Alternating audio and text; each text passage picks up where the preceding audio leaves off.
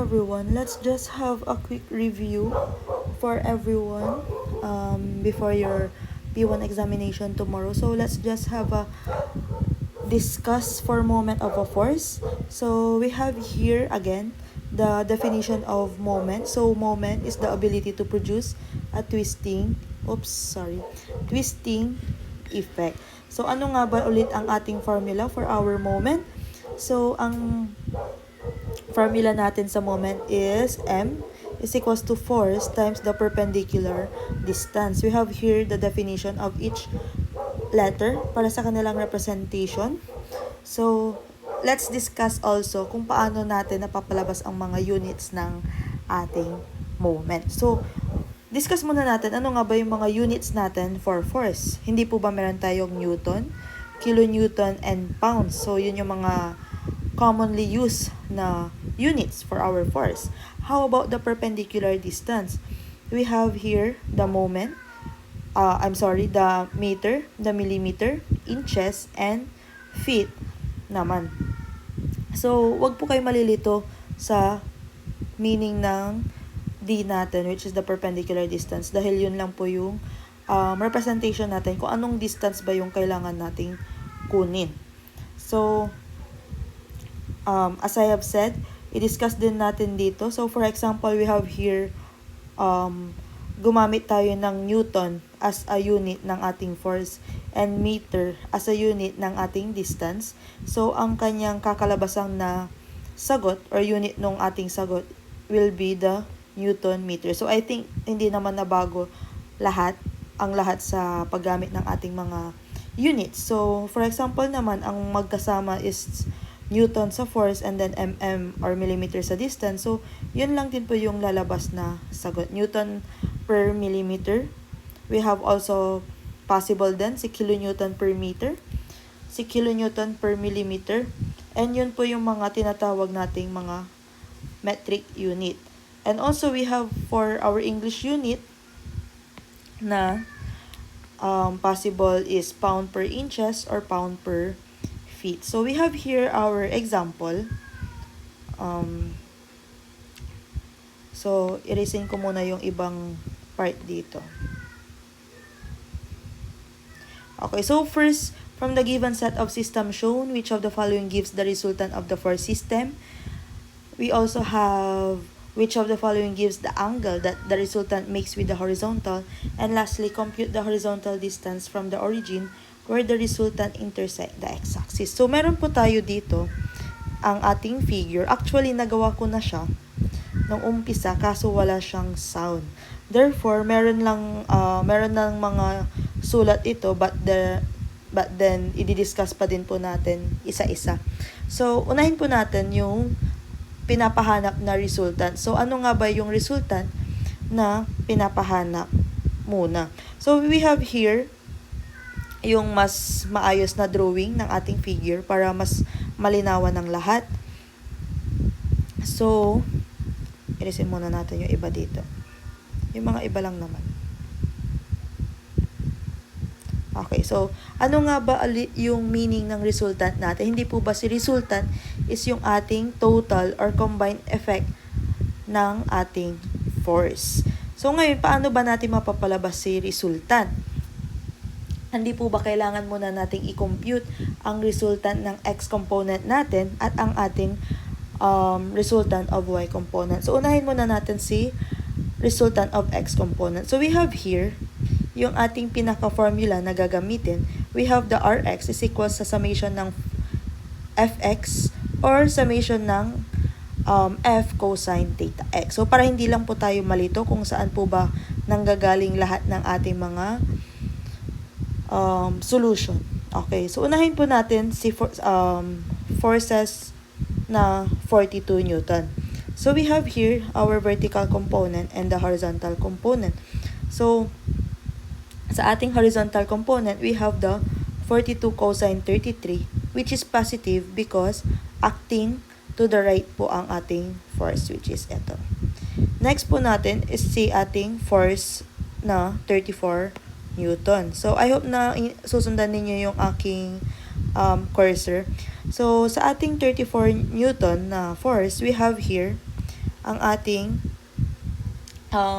horizontal component, which is acting also to the right. Ibig sabihin, positive po siya. Therefore, positive 34 cosine 10. And then lastly, we have here the force na 28 Newton. And ang kanyang horizontal component is acting to the left. Therefore, ang ating direction is negative. And pag tinype na po natin siya sa ating calculator, we will be having an answer na 47.258 Newton. Next. Bakit yun lang po yung mga kasama, ma'am? Nasaan po si 26 Newton and 125 Newton meter? So, guys, wag po tayong makakalimot na ang Rx natin or yung resultant of X component ay yung ating mga horizontal component lang po.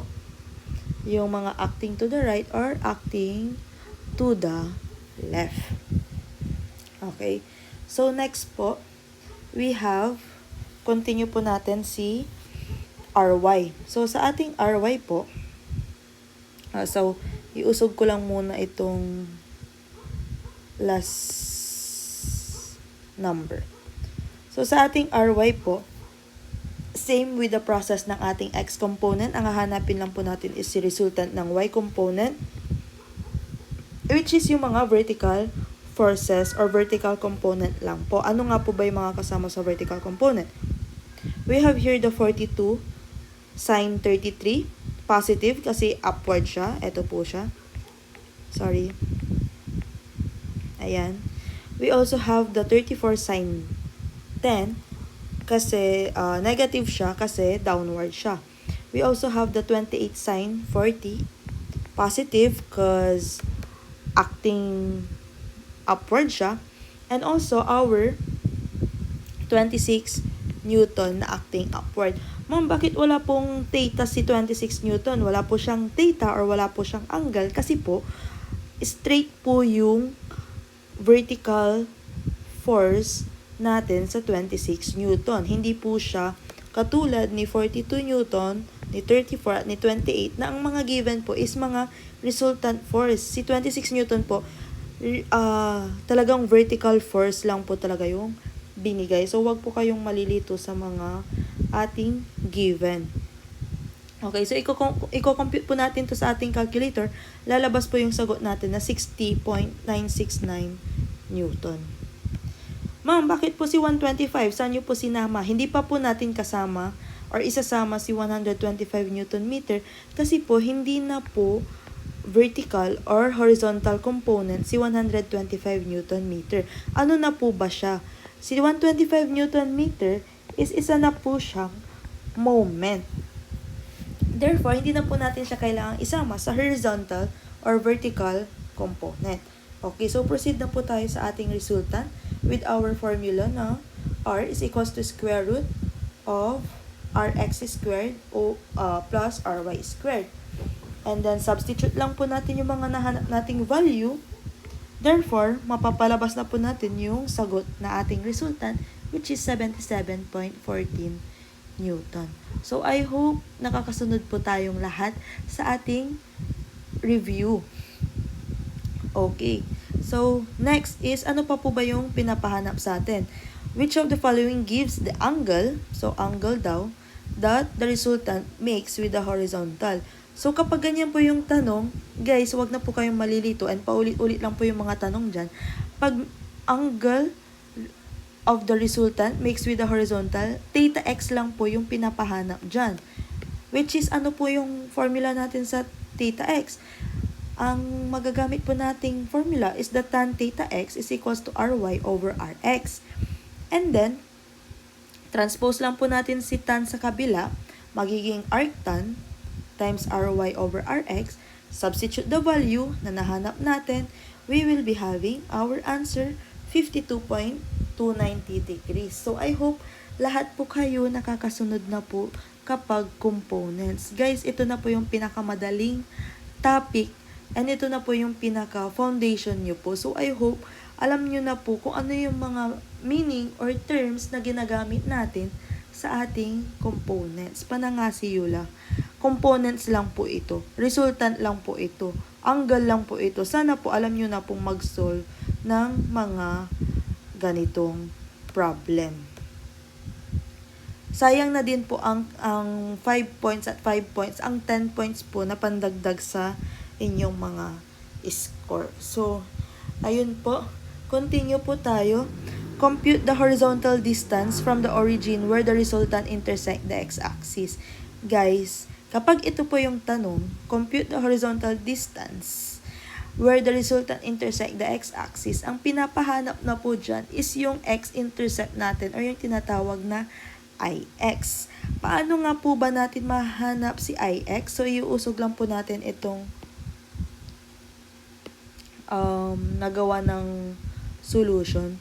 So, paano nga po ba natin mahanap si IX? Meron po tayo, kung naaalala nyo po yung formula natin, na, dito muna, isulat lang natin, na MO times RY,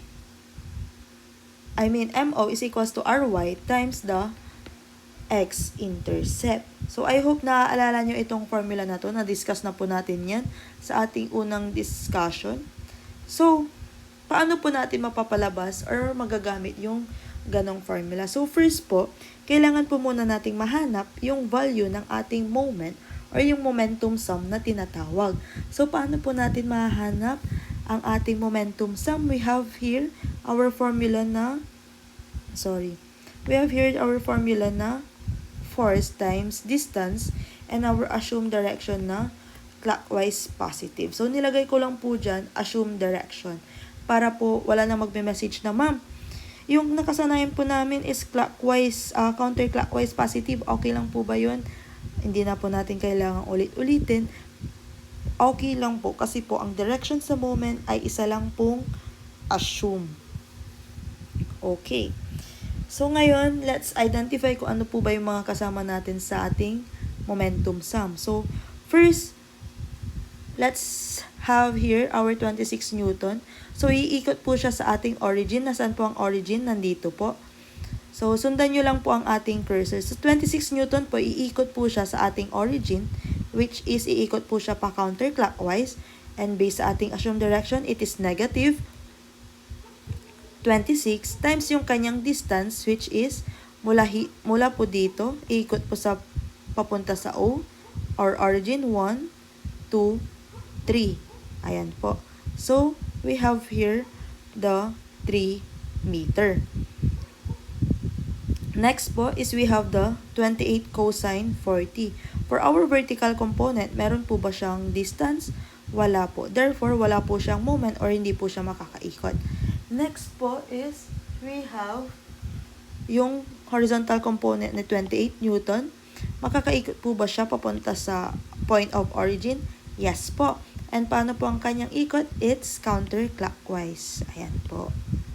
So sundan nyo lang po yung cursor. And then, sulat po natin. So, negative 28 cosine 40. Force pa lang po yung ito.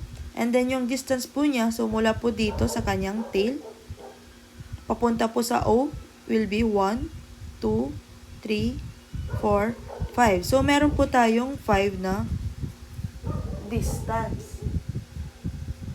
Next po, we have here our 42 na force. So, meron po ba tayong value sa kanyang horizontal component? Wala din po kasi po nasa mismo na po siyang line ng ating origin. How about po kanyang vertical component? Para po sa kanyang vertical component, we will be having a distance na 1, 2, 3, 4, 5. 5 din po and ang kanyang ikot will be counterclockwise. Therefore, negative po. Negative 42 sine 33 times yung distance na 5 meter. Ano pa po yung kulang? Meron pa po tayong 34 Newton dito and yung 125 Newton meter. So, ngayon po, paano po natin ma-identify kung nasaan po yung location ni 34 Newton? So, si 34 Newton po kasi, ang logic or concept po niya, mag-e-extend po si 34 Newton dito. So, ganyan po yung magiging extend po niya. Or, sa madaling salita po, isang box lang po yung madadamay po niya sa kanyang extent. Ito lang pong box na to. Ayan. Ngayon po, since project na natin ang kanyang extended line of action, pwede na rin po natin project dito ang kanyang mga components. Ngayon po, ang kanyang vertical component, wala na po maproproduce na moment kasi po wala na po siyang perpendicular distance. How about ang kanyang horizontal distance? Meron pa po siyang maproproduce na moment. Kanyang ikot po is clockwise, therefore positive. And then, ang kanyang force na 34 cosine 10 and ang distance na 1 only. And lastly, ang ating moment po na 125 Newton meter, ang ikot po niya is counterclockwise, therefore it's negative. And ang kanyang value lang po na 125 ang ating isasama.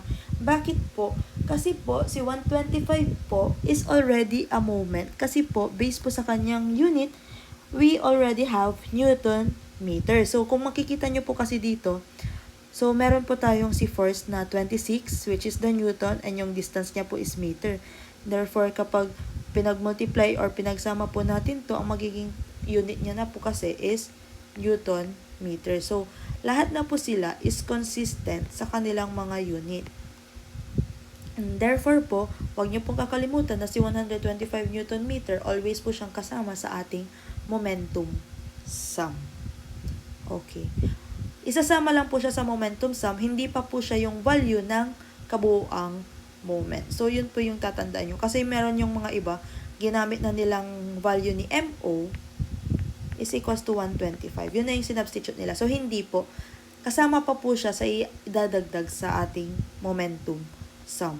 Therefore, pag kinalculator na po natin lahat ng ating value dito, we will be having our answer na negative 369.688 Newton meter. And dito po natin makikita or maa-apply ang ating assumed direction, yung concept ng ating direction sa moment. Nag-assume po tayo na ang ikot na clockwise is positive.